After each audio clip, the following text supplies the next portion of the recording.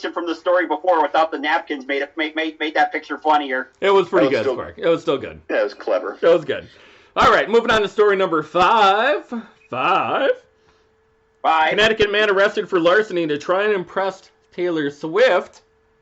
True story. These are all true, folks. Whoa! These are all true stories. Funny story. Show him the picture. Stick it up there. Me stealing all this stuff, maybe T Swift will make it up for me, or shake it up for me. Just shake it off. Just shake it off. Well, shake it up. Close enough. Shake it up. Get on. Get it come after us. Funny story. This guy robbed a bank. He robbed a bank. He robbed a bank? In Connecticut. And he was such a fan of Taylor Swift that he drove to her house in Rhode Island and proceeded to want to impress her so much, he threw the money over her fence. I couldn't even make this story. Kevin, I couldn't make this story up. He proceeded to throw the stolen bank money over the fence of Taylor Swift's house in order to impress her with cash. Story. This can't be used twice. He robbed a bank in freaking Connecticut. Drove to Rhode Island. Didn't catch him in Connecticut? No, they caught him in Rhode Island. So he got a. I hear that he got a clean getaway out of Connecticut, and the first person he wanted to give the money to was Taylor Swift. Didn't need it at all. So not even close to needing it at all. Yeah. Just to say, hey Taylor, I'm a bank robber now. And I love you. The same. And I love you. Which then the butler said, you have the wrong house. She lives 2 houses over there. Yeah, she's currently at her summer home in California. I would guarantee it. Oh, yeah. Oh, yeah. Yeah. This belongs to my third cousin. She appreciates the money, though. Thank you. Yes. Miss Swift owns this house and the 5 others surrounding it. I don't know which one she's in right now. Yeah, nobody knows. Nobody knows. But all true stories. And that kind of wraps up our game of Connecticut Man. I swear to God, Kevin, I could make 25, maybe even 30, like, really good stories from Connecticut, because they're not even that they were the brightest criminals, but they do some crazy shit. Well, they'll call the cops on you for anything up there at all. Oh yeah. I think they're a very prudent kind of people. Hell, George H.W. Bush was originally from Connecticut, so you take that mentality right there, right off the bat. That's true. You know, that is George true. W. Bush was born in Texas, so basically take Connecticut Man and throw whiskey on him forever. And you're like, well, that just sounds like a dumb person. You'd be right. You're perfect. Yep. Right on target. Got a dumb person here. Sparky, you look like you got something to say, brother. Hold it up. Get it on camera. So whoa! Next week, Delaware. Delaware. What the Delaware? Delaware. The home of Dover Motorsports. It's probably gonna be a kid getting drunk on the beach and getting swept away. Shark attack. Nothing else. Ooh! I can see a lot of beach shit. That in Maryland. Shark attack, and it's Senior weave.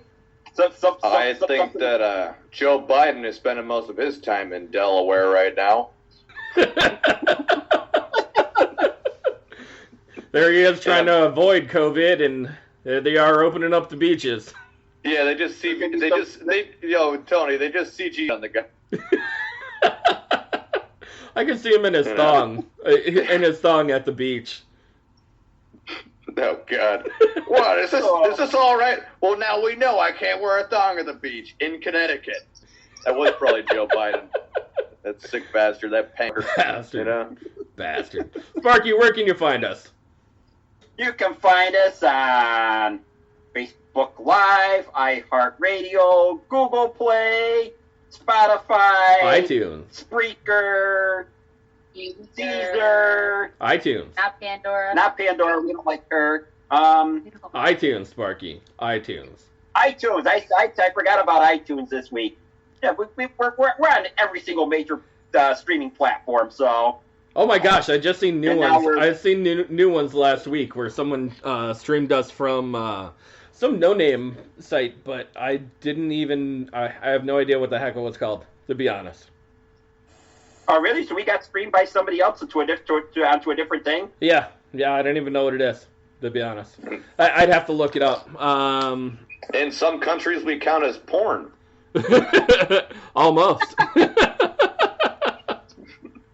And we're tastefully racial in India. Tastefully racial.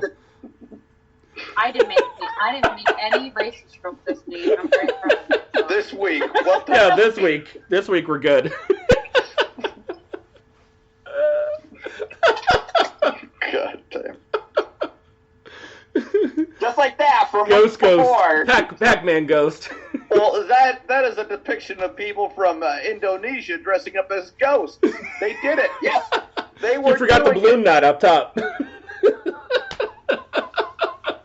They were doing it to try to keep people indoors as a warning, like one or two of them. Here in Pennsylvania, we have protests to go back outdoors because deer season and fishing. Well, once you put on a white sheet and light a torch and try to scare people to go home, let's see what happens. You know, Kevin, that's going to go over well. I think so. I have a bad feeling about it. I do too. Which, you know, I don't see this going well at all. The quarantine, in my opinion, shouldn't limit people from going out in the wilderness and fishing. Because what are you doing? Who are you absolutely around at that point in time? Nobody. You're around fish. Yeah. But the only problem is, though, I don't know. There's so people many who are packed around fishermen lakes, find like, out where the especially hotspots small are, lakes. they all try to bunch up at a spot, so it becomes, they congregate. Although trout fishermen, it is trout season, people tend to go into rivers and small streams, and then they're more spread out. But they're still like not The close. hotspots where, Like, they're not even where they know close. where to get them at. Yeah, let's be honest, they're not close. But I mean, if you see someone fishing, you don't fish next to them. It's common decency not to fish next to somebody. Yeah. It's literally like having a conversation with somebody while they're taking a shit. Yeah, You just don't do it. You just don't.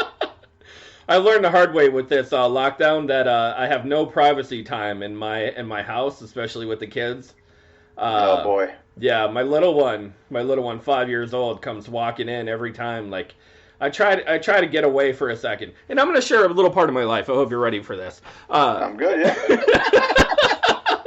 I try to go in to get away from the kids every once in a while, and I'll sit down and take a shit, and you bring your phone in, you're sitting there for a while, and way dead. Like, way dead. How long is your sit time on I'm that? talking zombie mode, man. Like, you're just sitting there looking at the internet, where you're watching it just go.